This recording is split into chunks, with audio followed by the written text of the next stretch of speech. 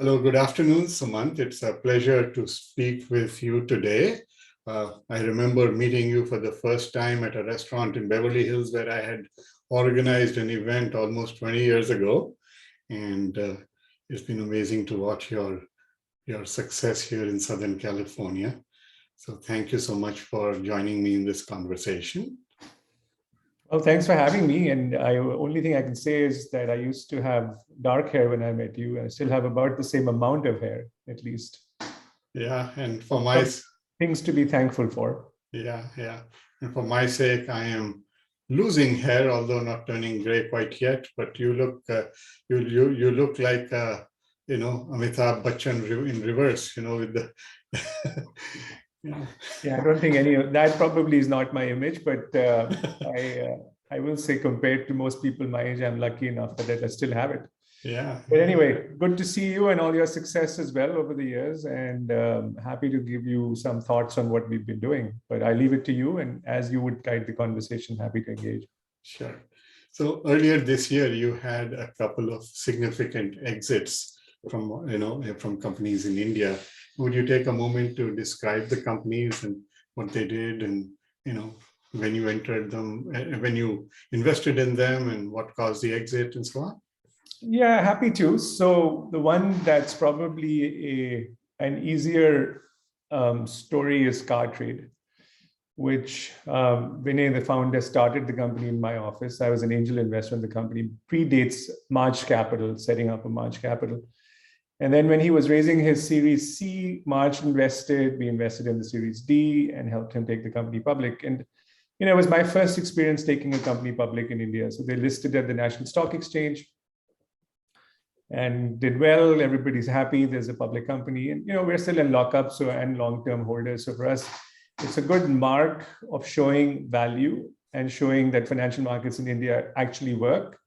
I wouldn't call it as an exit quite yet, because we're going to probably hold on to the stock. We believe in the growth of the company long-term. So I'm no longer on the board because it's a public company, but was very closely involved in helping build him. And the idea around that is very similar to what has happened in every country where you have an online car auto exchange for new cars, used cars, car finance, sure, warranties, insurance, all the stuff that goes around auto. And as you know, India is a very nascent market when it comes to the number of cars per capita. And we'll probably never catch up to the West, but it's growing really fast. Yeah, right? Yeah, absolutely. It's obviously much cheaper cars, so the volume, the GMV isn't as big, but the transaction volume is increasing. So it was a bet on Indian consumer getting to a place where they're going to need their own vehicles. Starts with two-wheelers, goes to a small car, and it's played out really well. And so that's Car Trade. We had really good co-investors in that with Warburg Pincus and Temasek and JP Morgan, so well-known world names and good partners of ours in many companies. The second one, actually, I've been an investor in for a very long time, BillDesk, that we signed a transaction to sell the company to Naspers, so their subsidiary PayU. And the idea there was very simple. Payments is a business of scale, and it is becoming a more and more important business as you go forward. PayU and BillDesk combined would be in the fifth, sixth, maybe seventh largest payments platforms in the world. And suddenly now you're relevant globally. And we had an opportunity to either go out, raise a big pile of money public, go then acquire companies to go global, or to merge into a global company and we become their Indian platform. And financially, of course, that transaction was incredible between both of them and our various funds. I think we've given back about $1 billion or so to our investors, or will give back once they close. But it was more driven by what the founders want, right? Our goal is to help them succeed, but it's not to tell them what to do, right? It's their company, and they were keen to see this happen and be part of a global platform where they can have significant influence and continue to build a global business. So that was BillDesk. Again, really good co-investors in General Atlantic and TA and Temasek and others. And so, we continue to find companies like that in India. We have another one, which is not quite public, but is doing really well, called ShipRocket. And these are companies, Gunjan, that are built around serving the Indian customer and change of Right. behavior within India. Yeah. So go ahead. But those are the two exits we had recently. Okay. Well, let me drill down on each of them a little bit. When you talk about the the car-oriented company, when I was with an Idea Lab startup, one of the companies they launched was Cars Direct. And I remember how they had to go and sign individual dealer, how they had to register as dealers in each and every one of the 50 states, to be able to sell cars. And of course, the model changed over the years, and now they're called internet brands and so on. But it was a very painstaking process. People often talk about India being a very difficult place to do business, and in many ways, of course, it is. But what kind of challenges did you encounter, or did the founders encounter when expanding in India? Was it anywhere similar to that kind of scope of Gunjan, you're paperwork? really dating me here because I was actually an investor in Cars Direct as well from Yes. Idea Lab. So we knew the online car market really well. Yeah. Scott Painter, the founder, is someone who's still in our ecosystem, and he's gone on and built on other companies like TrueCar and others. The model has evolved. I think if you look at the challenges in India versus here, in India, a car dealer, especially a used car dealer, it looked like a guy with a small shop and he's got 8, 10 cars parked on the street. Right. He doesn't have a computer. He doesn't have an iPad. At best, he may have a smartphone. Right. That's not atypical. Maybe that's not the perfect customer for us, but that's what the used car market looks like. It's probably less than 5% of cars, if you push it, maybe 8% of used cars financed by banks or by institutional lenders. Right. Most financing is done by the local money lender or friends and family. Yeah. Right. So I think the evolution of the Indian ecosystem to get to where the world is still a long way to go. So one of the first few products we made at CarTrade was a inventory management system for cars, which exists on a smartphone. Nowhere else in the world does that exist. Right. And we gave it away for free. And the idea was that if these guys create a digital footprint for their inventory, we have something to sell. Right. If they can't even put it online, like what do we do? Yeah. Right? So you made that was the first step. And so you realize that the actual plumbing of the internet that we take for granted here in the US doesn't exist in India. Right. Just isn't there. Yeah. Car marketing budgets are still on print. If you look at advertising in India or marketing in India, it's still print dominant. Yes. Yeah. Right? Which other country? I think there's a number one country in the world for newspaper printed. Printed newspapers, but it's a large country. But of course, people still like to get paper and open the paper and look at advertisements and classifieds. And if you think about the evolution of anything online, it was first replacing classifieds, right? So we're in that phase of development. Now, there are other systems in India which have gone, I would say, accelerated and gone beyond the Western world. Right.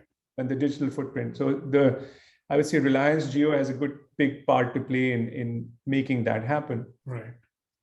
Customers, what people don't realize is in the behavior change that happened in COVID is not reversing.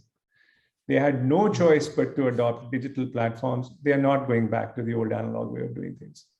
Exactly. I've seen that in our work as well. Absolutely. And the smartphone has become the way that things are done in India. Nobody is thinking about tablets, laptops, computers. It's the platform of choice. Yes. Exactly. Yeah. So let me ask you a little bit about the entrepreneurs that you've seen in India. You've worked with so many entrepreneurs in the US over the years. And can you characterize the differences in mindset or approach between entrepreneurs? No, and without taking names, of course, but how do you see the difference between, somebody in the US and somebody in India? I'll say the traits of successful entrepreneurs are pretty consistent. I see. And part of that is being problem solvers, not pointing at problems, but finding solutions. Having big visions, and being able to inspire people to follow them. The hardest problem right now in our industry, and I don't know what you see in the industries you work in, is basically talent. It's hiring, but also stopping attrition. Yeah. Through the COVID time frame, attrition has become the biggest problem in our companies. 20-30%. I mean, it used to be 8-10%, and we'd think that we had a problem. It's more than 3-4 times that right now. Wow. So if you're a 300-person company looking to get to, let's say, 600, and you lose 100, now you have to triple, not double, to get to that. Right. And train people and get them productive. And then attrition again for the next year, we're going from 600 to 1,200, you have the same problem. Yeah. So I think being able to inspire a mission, a vision that people really want to be a part of is the only way to keep companies moving in the right direction. And all of these guys have that trait. Yeah. The successful ones. Right. They know how to hire people. They know when they need help. They're self-aware, I guess is the right word for it, right?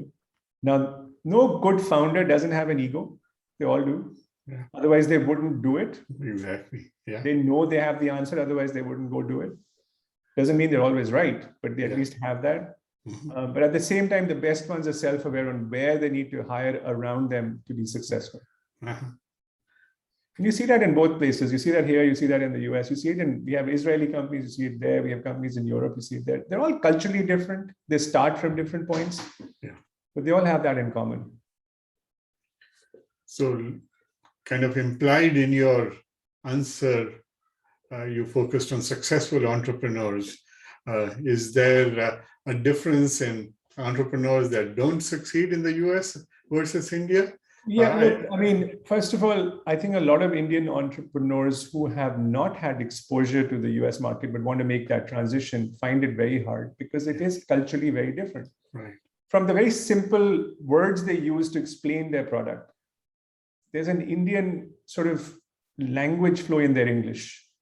I had it when I grew up in India. It's not like we had to learn how to write English in a way that the American population could appreciate it. I don't think still I'm the best writer in my generation of people because we never learned how to do it in India. Yes. Right. Communication skills, personality projection, being able to stand on a stage and deliver a keynote. You know, these are things you have to learn. And I find that a lot of Indian entrepreneurs have that learning curve. Not to say they can't do it, and some of them do it really well, but there is a learning curve. When you think about building a business in the US, the projection of strength, the projection of winning is very different from when you're doing it in India, where you go customer to customer and hope that people give you business and hope then they pay you, right? Hiring of a CFO. Why would, most Indian entrepreneurs would tell me, why do I need a CFO? I'm just a $20 million company. Yeah. You don't realize how much work they take off your plate and let you focus on what you are good at. Yeah. Right. And how important it is for you to always make sure that your books are clean, that they are absolutely reliable and dependable, that you're recognizing revenue in the right way, because these things matter here. Right? Yeah. It's little things like that. So that's the kind of work we end up doing. And, I'll give a lot of credit to another entrepreneur in our portfolio, which is a company called Unifor. This company came out of Chennai, IIT Chennai. Yeah. And the two founders worked really hard to get it to the $5, $6, $7, $8 million ARR, when we looked at the company. Yeah. And it has gone from that to tripling every year. Wow. Tripling every year. Yeah, tripling by investing in the team and the resources and rebranding and positioning, hiring people. I say there's a good half a dozen people in that company that all could be CEOs. And that's what you have to really imagine, to build a company worth tens of billions of dollars, not a company worth $1 billion, because that now we have a lot. Yeah. So it's that experience that you bring to people, and not everyone has seen it. Well, thank you. That's very insightful, and I appreciate you sharing these thoughts. Now, let's get into some of the mechanics of dealing with India. The rules around sending money into India. It used to be that most investors had to go through or chose to go through Mauritius and sometimes the Netherlands or Singapore. And the rules have changed now, where that intermediate step is perhaps not necessary or not as desirable as it used to be. And then repatriating the proceeds of any exits or sales of companies back to the US was also a concern at one point with the Reserve Bank of India rules and other factors. So in your opinion, in your experience, how has that evolved compared to, what you saw when you first got into this? I would say it's a work in progress. Uh-huh.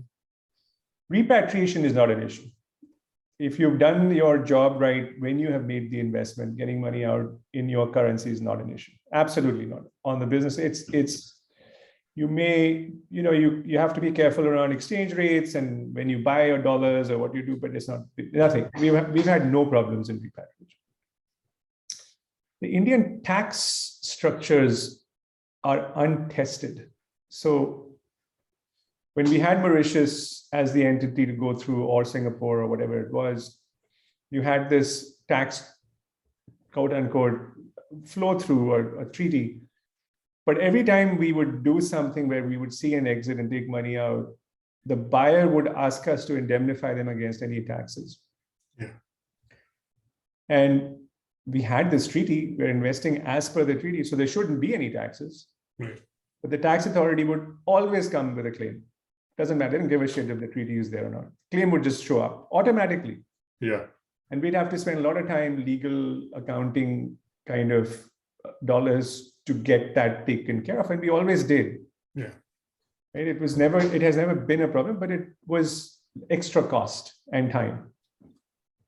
We are now in a period where you have some investments that predate that treaty going away, and you have some that now are post that treaty going away.